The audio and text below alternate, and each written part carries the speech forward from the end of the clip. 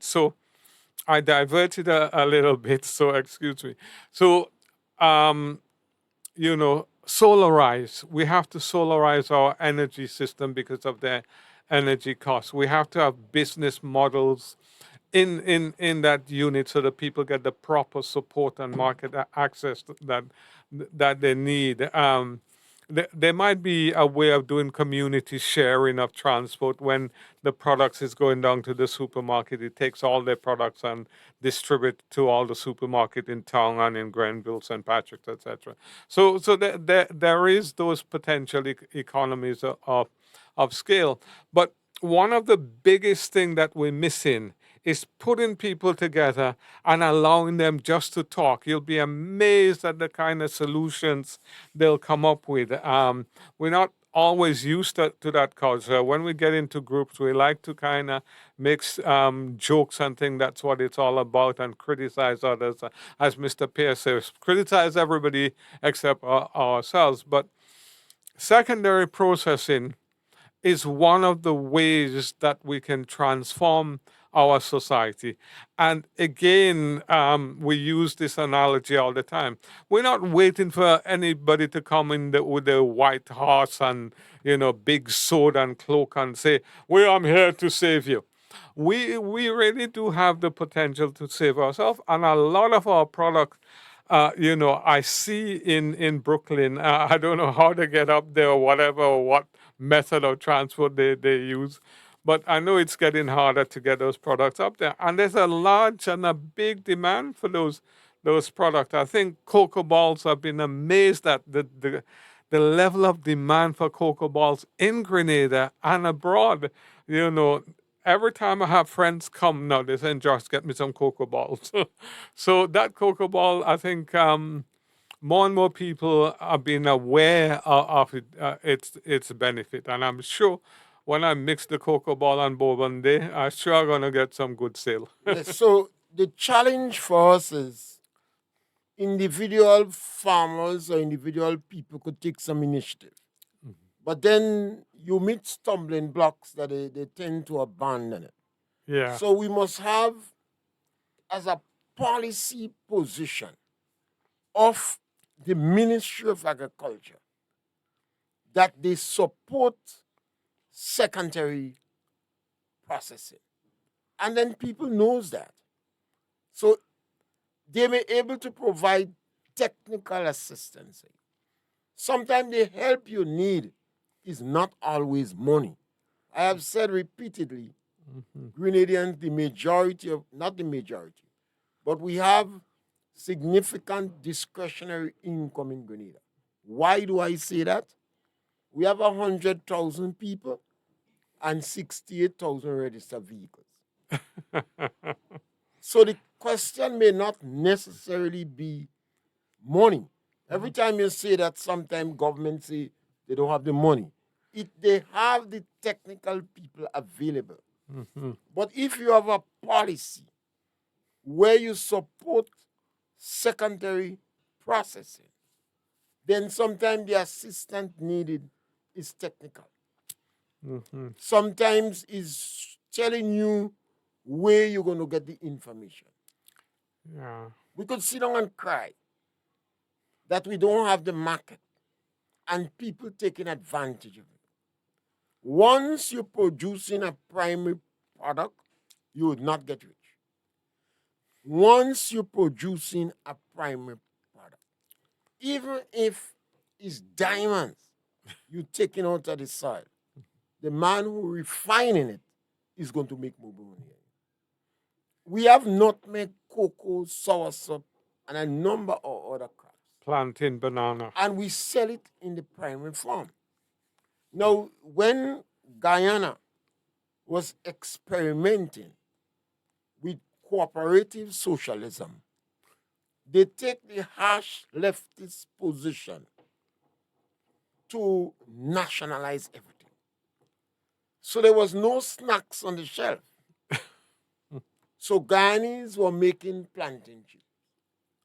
I don't know if you have plantain chip in Ghana anymore, but this was all shops you go, vehicles passing, selling plantain chips. Now, that is when they take the product and make it into a secondary product. What does it take to provide plantain cheap on the market? But we don't have it. Yeah. Joshua spoke a lot about plantain, and now we can't sell the plantain. The plantain is ripening small, spoil. So it becomes as a discouragement for the farmers who planted the plantain. Yeah. But we have no plantain chip on the market. Yeah, and that's an excellent point, the way you illustrated it for the audience, Mr. Pierre. Um, you know, planting, let me stick on that for a minute. Um, because sometimes what I think is happening at the moment is this, and I share my thoughts with everyone. I'm not mean with my thoughts. I've been told, oh, there's not a market for planting and seasoning pepper. I wrote my little note and I said that cannot be the case. We have a school feeding program of about 20,000 students. There's no plantain on the menu. There's no banana on the menu. We have a national kind of hospital service where we have Princess Alice up by us, and then we have the Tongue Hospital. Don't tell me that, it's only rice they could eat. That is a market there. We have the prison system. Don't tell me they're not eating plantain and they're not eating bananas, because those are staple food. We have many other institutions that are about that are state led. We have our even parliament. We have to really take this thing serious. We cannot just accept the old market that's available. We haven't done anything in terms of a holistic review of how we eating and what we eating, and say there's no market. This thing is so important that we have to really practice what we've been preaching, which is a holistic approach. I know TAMCC, and I give them all the credit. They are in the process of linking up with a Canadian university that specializes in secondary processing. So one of the So we're looking for a godfather. no, we're sharing with technology transfer And that's the challenge that we have. and knowledge. Once we continue to insist on the route of looking for a godfather, we're in trouble. No, they came looking at TAMCC. Anyway, one of the things we're looking at is not only the plantain chip, but plantain porridge, using plantain with other fillings in it, like they do with the baked potatoes, etc.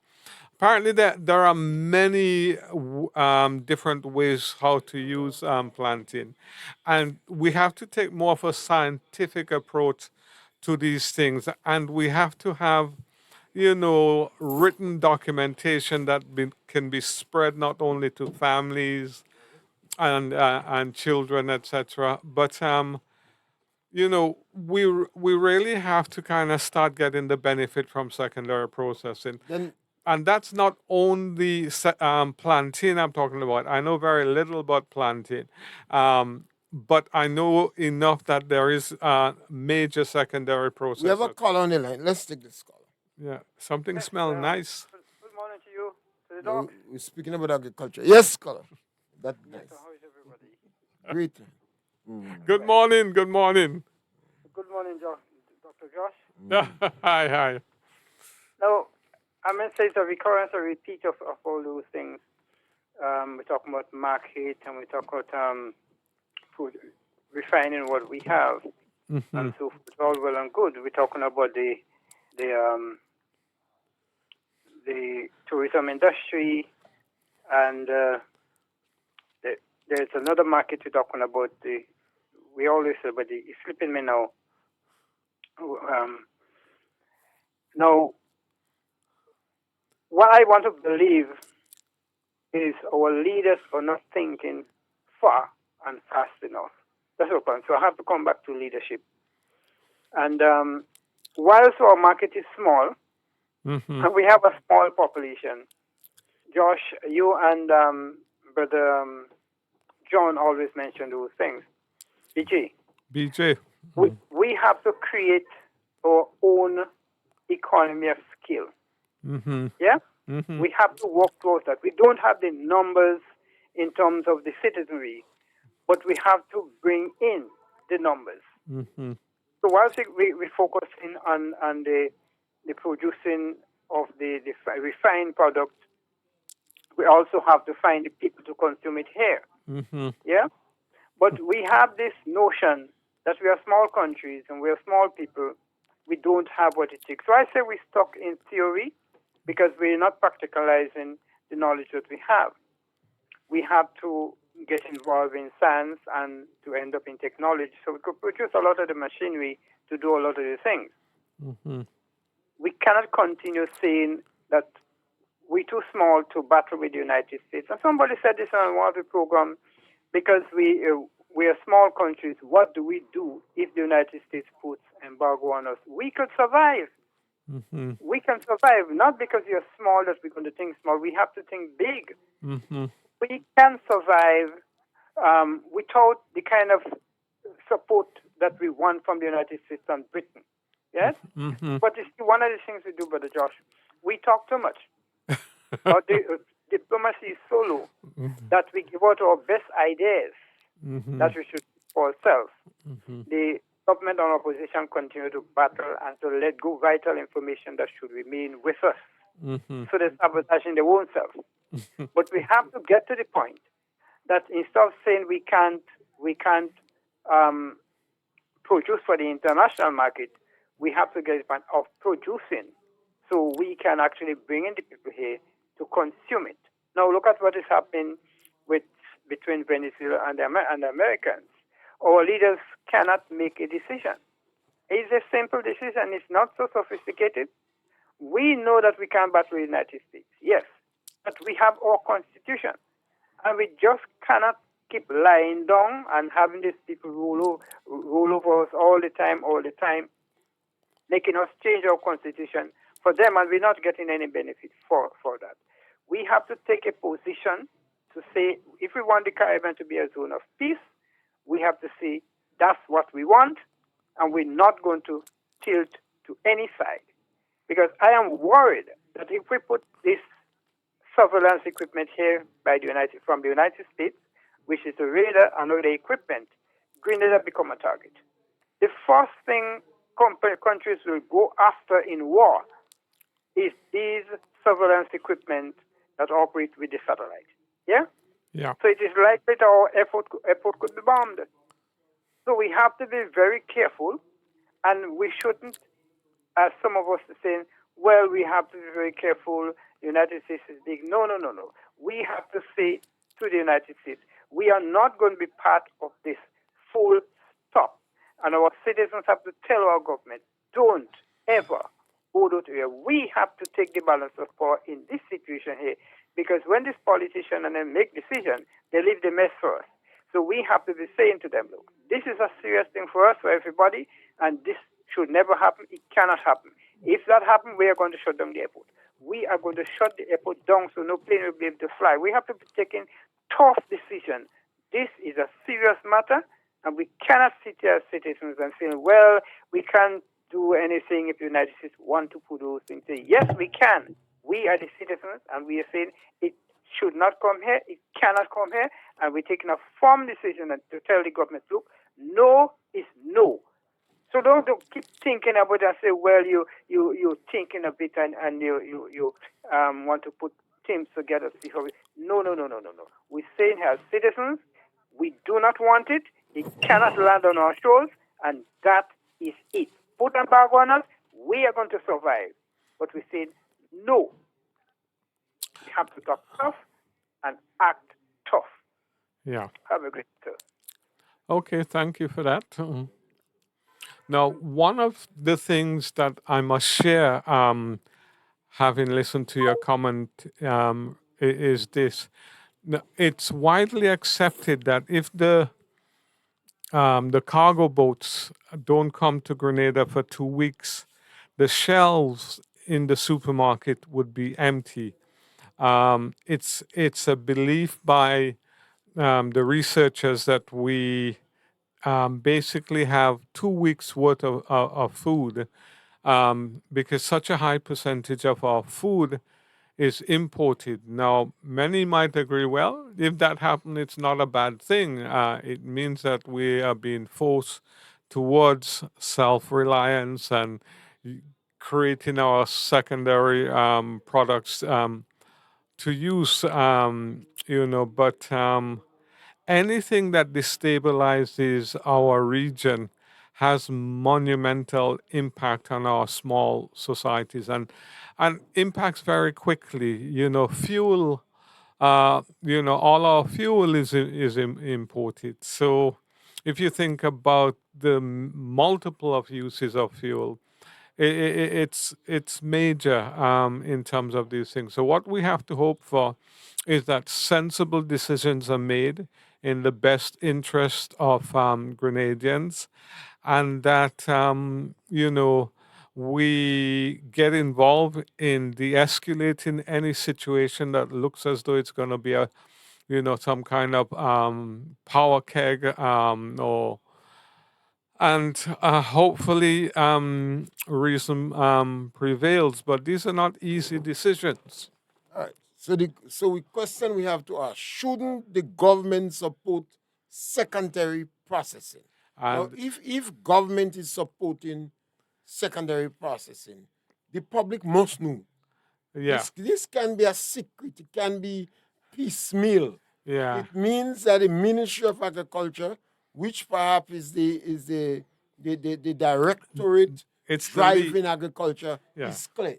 yeah, It it's the lead. means that the Cocoa Association, the Nutmeg Association, their position is clear.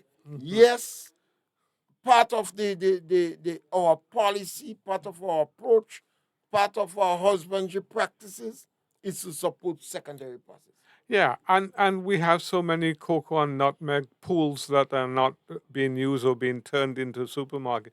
Shouldn't those be used for research and development in It terms has of nothing the to do because they don't have a policy. yeah yeah in terms of the secondary They processes? don't But have. the policy certainly guides everything, but in the absence of the policy, I am saying, clearly that, government should and must support secondary processing. And we don't have to have it all in place to start. We start with what we have. There's a kind of culture sometimes, oh, we don't have this, we don't have that, so we can't start. But We start with what we have. in all fairness, people have been making attempt. People had potato pudding inside the thing. Some people pass around and sell it, but Yeah. the scale at which they do it Yeah.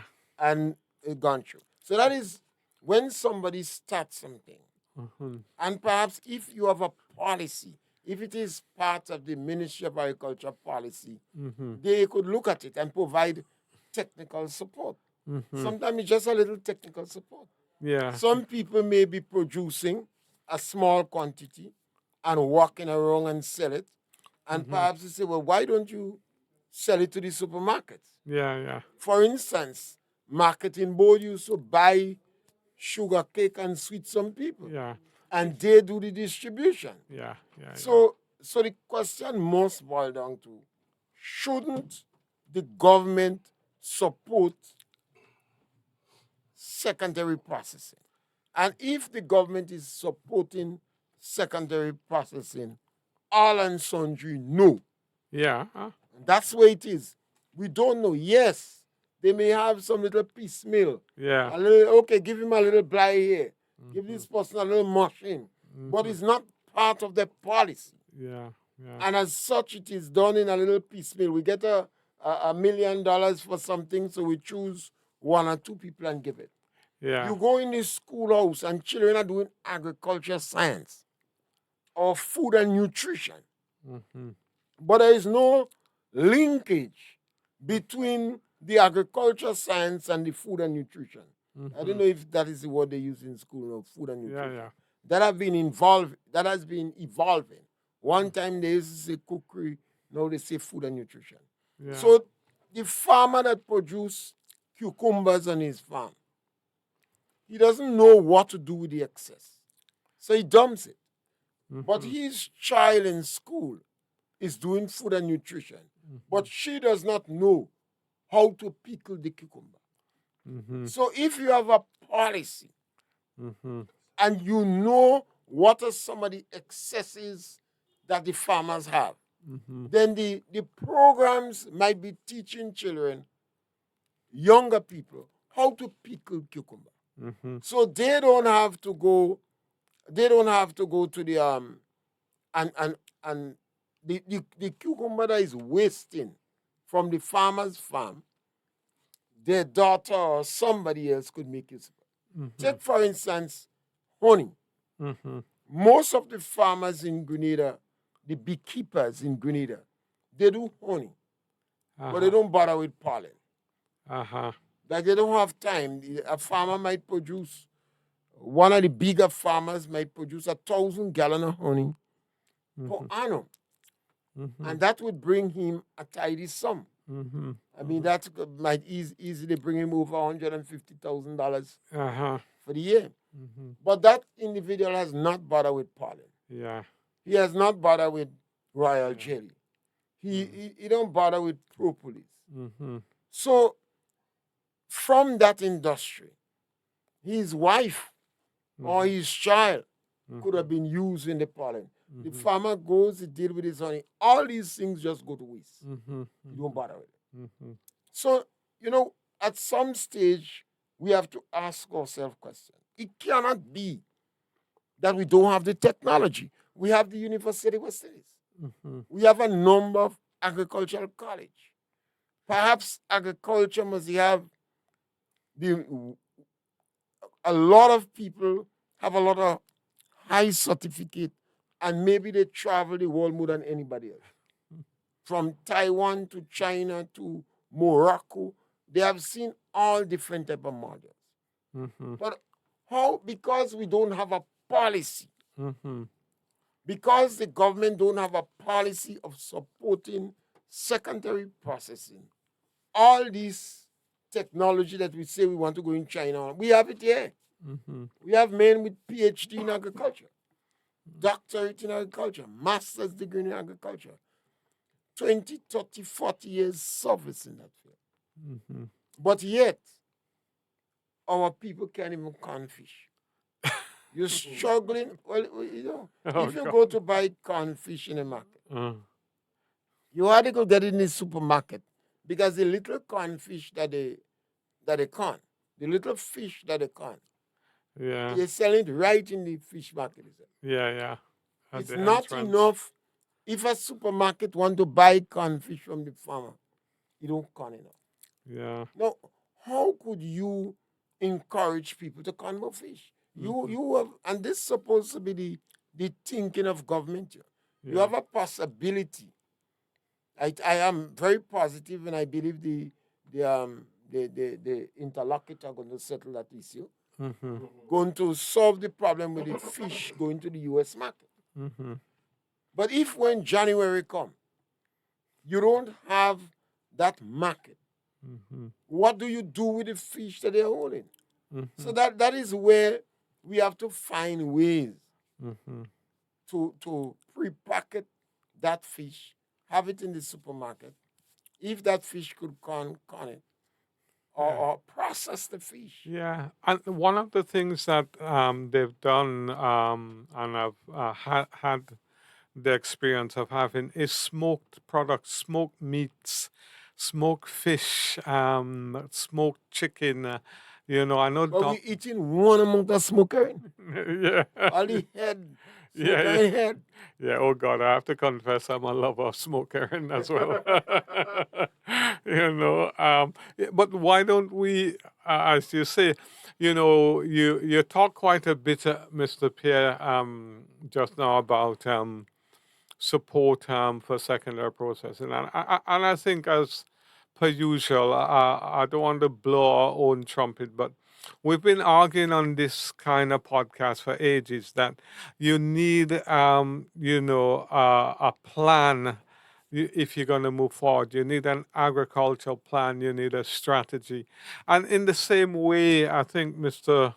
Pierre was very strong this morning on, we need a policy in terms of secondary processing in order to move forward. Because what you find in terms of these subsectors is that it's not just sometimes a cutlass, and it's not always about, oh, we got 1 million from the World Bank, so we give a few people this and that and all the rest of it.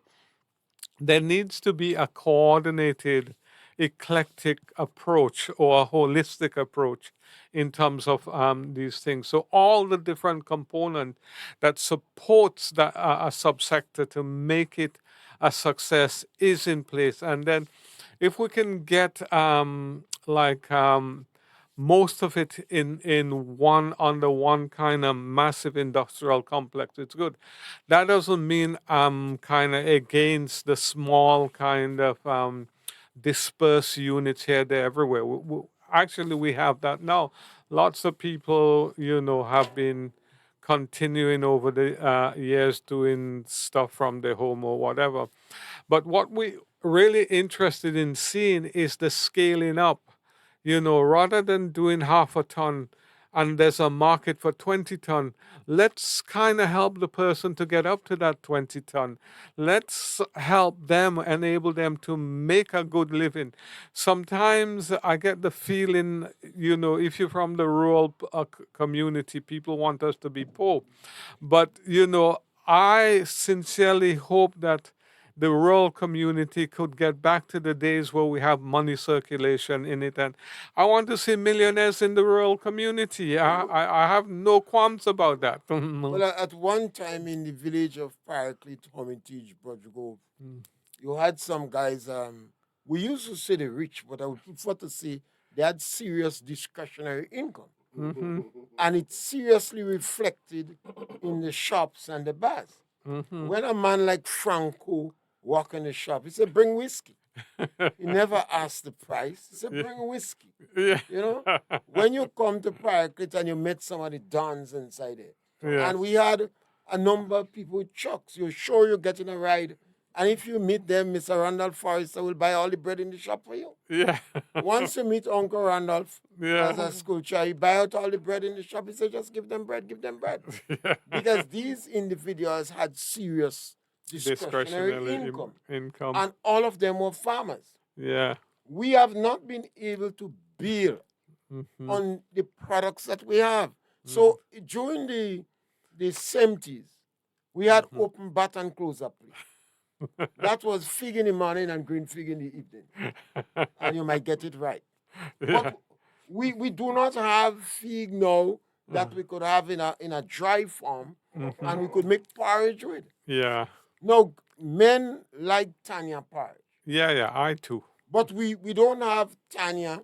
Obviously, we could sell Tanya, great Tanya, put it in the fridge and sell it in packets as how you sell snow ice. So somebody could go and buy 5 packets of Tanya and go home and make porridge with it.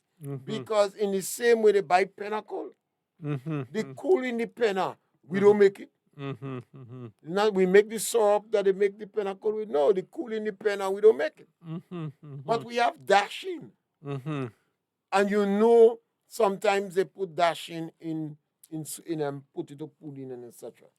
But we were not able to improve the shelf life of dashing, although we have one among the agronomists and etc. Yeah. So it is nice to condemn the United States of America and other countries when they don't buy our products and complain about the price we're getting for it.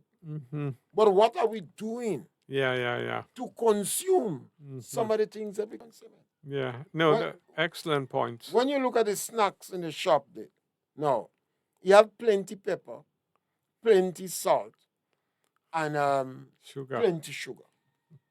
The snacks in the shop have plenty pepper, plenty salt, and plenty sugar. Mm-hmm. I am asking, why don't we? Because our children like plenty pepper, plenty salt, and plenty sugar. Mm-hmm. They're gonna get fat and dead anyway. So why not take our product, put plenty pepper, plenty salt, and plenty sugar, and sell it, give it children? Kill them. Well, they're gonna die anyway. Because when they eat these snacks, and Yeah. everybody tell you that if you consume those snacks at a very young age, Mm-hmm. you develop the taste. You Yeah. lose the taste for fresh foods. Yeah, yeah, yeah. And I'm sure you're guilty of this, Mr. Pierre, as I am. That saltfish, I know That in my doesn't eat saltfish. I, I know in my head that fresh fish is better. Not me. I don't eat in I saltfish. know that fresh fish is better, but I love the saltfish. The taste, it's been conditioned in my Right. brain and my head over the years. I want saltfish. Well, yeah, but I do eat in saltfish. So what? That's not what they tell me. No, I don't eat in it. When you look at the supermarkets and you look at the shops and you see the amount of snacks, nothing there is made in Grenada. Yeah. And you know these snacks is value added. Instead of throwing away the trash, Mm-hmm. they mix it up with salt and pepper. So why can't we do that Yeah. and sell it? We have red mango, Yeah. you know, Mm-hmm. where we get this red mango. We send a mango to Trinidad and we get a red mango. You know, Trinidad is a neighbor, one market and economy. So I have no objection with that. Mm-hmm. But then we have dams away. Why we don't green the dams or yellow the dams or some kind of thing? Yeah. Yeah. Because our kids eating anything. Once you have plenty salt, plenty sugar, and then pepper. Yeah. So I come back to what I started with. In terms of development and things that work, we we continue doing things that doesn't work, that causes harm and damage to our society, refusing to kind of take a different path to something that will work. We know for over 50 years, 52 years now we are, or whatever, that our systems have not been working well. We know we've not developed our secondary processing, and nevertheless we get a little grant somewhere and we pour it into a little equipment here and there or whatever, and that's it. We really need to look at places that are really pushing ahead with secondary processing and products. Like I had friends who were in Sri Lanka and they were sending me back pictures amazed at the marketing and the processing of products, be it mango, be it tambran, etc., that they were seeing in Sri Lanka. Vietnam as well, they were just boasting about Vietnam and the range of products that was coming from Vietnam. And I think, we have to really challenge our leadership and we have to be more entrepreneurial individually and just do products because not everybody needs support. There are some people in our society that can get on with it themselves, and they really should. But we must make government work for the people. We know that in order to move forward, we have to have a secondary processing base. We know that we have to have a solarized system, national development solarized system. We know we have to get more technology transfer into Grenada, and we know we have to have some form of manufacturing. Nothing like a big car factory like in the North America, but there are small scale manufacturing that we can do in Grenada and competitively. So we have to look at what works. Far too often we comfortable with continuing how we are. We know it's not working, but we continue. We come in the office every week and we continue something that we know is not working. So that mindset has to really change. We know that the money comes from secondary processing. Almost anybody you talk to in Grenada will tell you, why aren't we doing it? Why are we not doing it? And we know that's where the money comes from. Even some simple thing like the banana, the little bananas and them. You make banana salad. You have them making these salads all the time with these imported potatoes and those things. You can make it, and be amazed as well at how nice it tastes with our little green bananas. You know that we have different types of bananas. So you get the little one. I find the little one makes a lovely banana salad. I've had it before. So let's do what will work, and let's kind of, start challenging doing the things that we know is not going to work and is eating up our revenue in terms of our taxpayers' dollars. Maybe sometimes I see our leaders as making some beautiful speeches, and they Eloquent. and they quote the Bible as if they are Christians, as if they are diehard Christians. Yeah, And sometimes we need to remind them. Lee Kuan Yew, and I yeah. know a lot of them like to quote Lee Kuan Yew. Singapore. Even our prime minister have been quoting him. Okay. Kuan Yew said to his people, "Don't be like the Caribbean people. They produce nothing. They consume everything, and every day they drinking and celebrating." Yeah. Nobody challenged Lee Kuan Yew because they know it was true. Yeah. Forbes Bonham, he was the one that said, "Grow what you eat and eat what you grow." And Forbes Bonham, in cooperative socialism, banned a lot of products from Guyana, including carrots. And they was serving raw pumpkin in the Pegasus soup. Carambola. Guyanese was making the best black cake in the world. Now, Forbes Bonham was not successful with that. Eat what you grow and grow what you eat.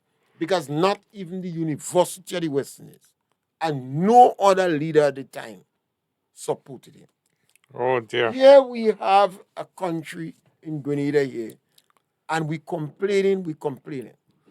But perhaps, and I'm not blaming the government because I'm saying if we hungry for anything, the government will deliver it. So maybe if the people who produce the primary product is hungry for support for secondary processing, the government must go that direction. But even the commodity boards, nutmeg, yes, scholar, welcome. Hi, good day, gentlemen. How are you? Yeah, Great. we're good. Thank you. Very interesting program. Growing up in Grenada and the Caribbean as a whole, I actually felt that all families, especially in the rural communities, was mini agro processing units. Hmm. I remember stuff like Milo and Ovaltine was like what do you call it? Like only something you get around Christmas time when they send a barrel. It was like a privilege. Okay. Yeah, I grew up going drinking what we call bush tea and cocoa. Yeah. Yeah. Um, and I saw the stages from my grandfather picking it, putting it to sweat, drying it, all that. And then processing it after. We had the liquor grinders and everything. I'm saying all that to say that I think the movement to, I say, development has taken away a lot of our historical and historical platforms that created that independence of self sustainability. Hmm. That's what I think it is.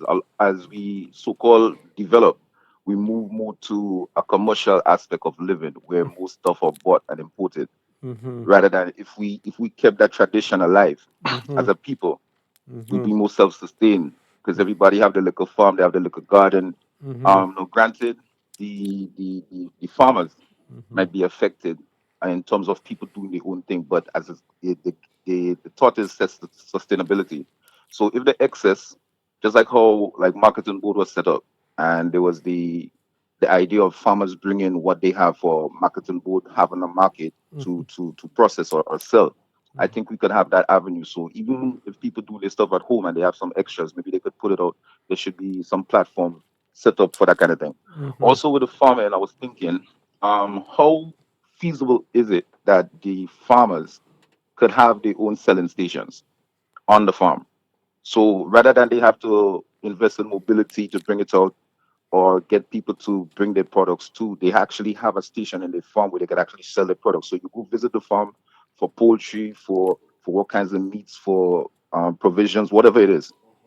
I don't know how feasible that is to get that process setting up. But I think even for the fish, I mean, people can have farm fishing too.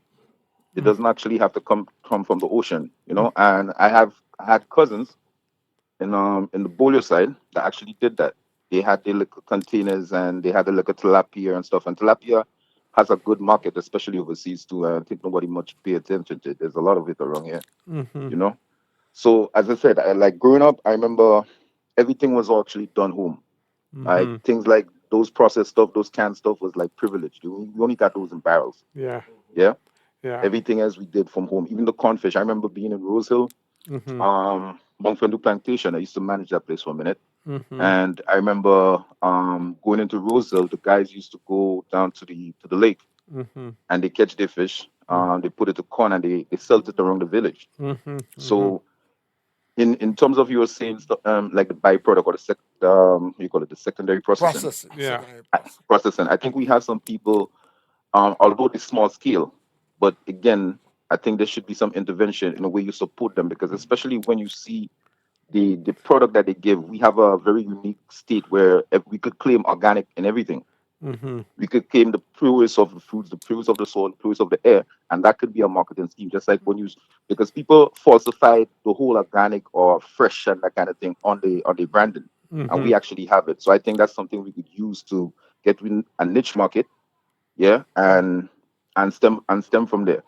There's Mm-hmm. a guy that I know right now in St. David's. He does the plantain chips. He Mm-hmm. does bananas and breadfruit. Mm-hmm. He right now I think he wants to get into dasheen and sweet potato, Irish potato and all that. His name is Wonderful. Jason. He has a company called this company is called Crimsey's. Yeah, the brand name is called Crimsey's. Now this guy actually walks around, takes bus with his bags and stuff, like Mm-hmm. go drop off orders, come back and all. And so I mean, I know it's like a hard step for him. So if there was more intervention, maybe some sponsorship, maybe the government intervention, that could be used because I remember there's a program that the government say like you have to eat fresh and they don't want like conkers and that kind of stuff, processed foods in for snacks as children. Mm-hmm. These are things that we could tap into. Yeah. Yeah. I mean, a business model I had was like to actually get some industrial sized dehydrators Mm-hmm. and dehydrate a lot of the stuff that we have. So one we have some food security Mm-hmm. because the food have a larger shelf life. And Mm-hmm. I'm thinking, why is the administration not really thinking in that process? Because all the breadfruit, you could get breadfruit flour, yeah, Mm-hmm. Mm-hmm. you could get a breadfruit flour and then have it stored Mm-hmm. and I'd say we just use it as normal just as Mm-hmm. how we use these other things. Even you mentioned banana salad. Dashing makes a wicked salad too. Okay. um Even sorry, the breadfruit again, you can get like a mayonnaise type dressing from it for a Right. condiment. You could convert it into that because Mm-hmm. that's something I do.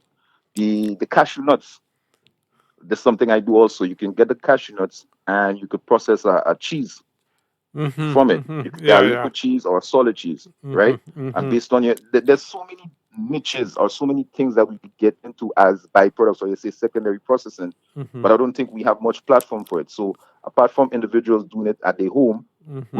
which maybe we should use the you call it the like the internet system to actually have some training videos or tutorials. Mm-hmm. This could be a teaching process for everyone involved. Mm-hmm. Like we have like things like Zoom and that kind of stuff. Yeah. We could set up platforms where these niche information that could be spread to a wider mass, so it's not lost, it's documented, Mm-hmm. so we could relate it or go back to it at any time. Yeah. Yes, So scholar, I, thank you, and we highly appreciate you. But we're coming to the end of the program. Yeah. no I, problem, sir. yeah. Thank you Appreciate you very having much. me. Yeah, Yeah, and one of the thing I want to you have 2 minutes. And commend you about is what you just said. We have to write or video these things, otherwise it gets lost, and it's important that government invest in that so we don't lose our history. Sorry that we had to cut you short, but I will have the first stab at ending here. So, should government support, invest in secondary processing? Of course they should. It's one of our ways out. Will they support? I hope so. We have so many wonderful products that can be done in terms of secondary processing. So I very much hope that government takes the opportunity and supports secondary processing. Not as we've said with a little bit of money here, but a plan. Yes, and I believe that we have to provoke discussion on this issue. And there are a number of one another organization, Gender Affairs, always thought this group was just a group that want to emasculate the males. But I believe that that was a group that could have helped to show families how to work together and the economic importance of developing and working and staying together. They would have solved more problems if they take the approach that the man and the woman is a unity. You all must work together and solve problems and the economic importance. And a lot of the challenges they may have is from the country, rural communities. Yeah. And maybe if they were able to help people to facilitate the process for the cottage industry, for secondary processing, that would be a better situation. I don't think Cocoa and Nutmeg knows that I'm disappointed in them and I'm always challenging them.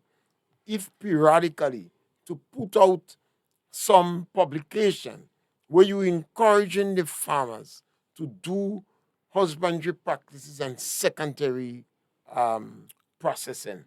And we do hope that you speak about it. Government wouldn't just bother with what we see.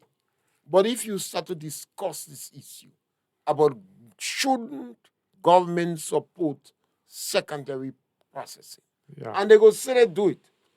Where's a little piecemeal every now and then Yeah, they put yeah. somebody they like or you have a policy. So all and sundry knows that this is part of the agriculture policy. Yeah. And I love the two callers, the contribution they made today. And we encourage you to subscribe to our program. Help us to grow. Subscribe, share, and like our program. 473 standing strong is yours, you know. The medium and opportunity for you. Make your contribution, let them know. Democracy in Spice Isles is alive and well. Ask you questions, sing and beat you drum. Make you suggestions, encourage them on to walk the straight and narrow in the land. Politics, religion, and comic issue. Region